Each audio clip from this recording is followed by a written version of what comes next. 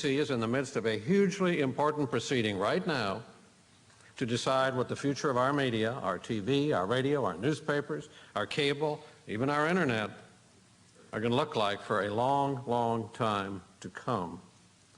A little history just to set the stage for our discussion. 3 years ago, under then FCC Chairman Michael Powell and over the objections of my good friend Commissioner Adelstein and myself, the FCC severely cut back, really eviscerated is a better word, the rules that were meant to check big media's seemingly endless appetite for more consolidation.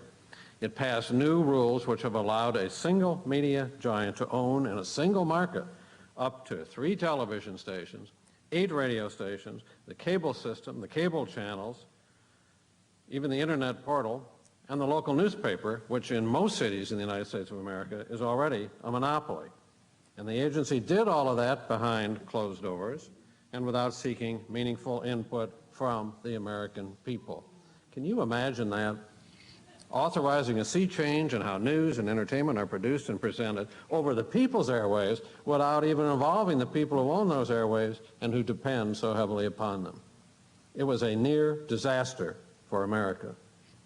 Thankfully, citizens rose up across the land. They sent nearly 3 million protests to the Federal Communications Commission.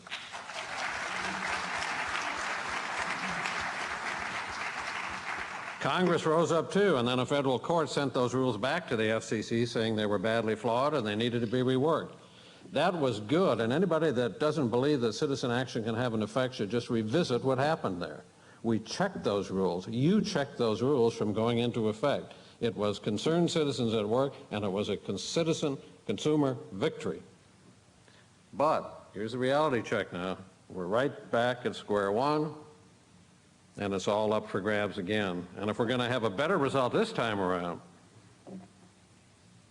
doing something positive for media democracy, it's going to be because of more citizen action and more input from folks like you. So this time we need to make it an open public process instead of hiding in our office in Washington like the majority did in 2003. This time let all the commissioners come to New York City.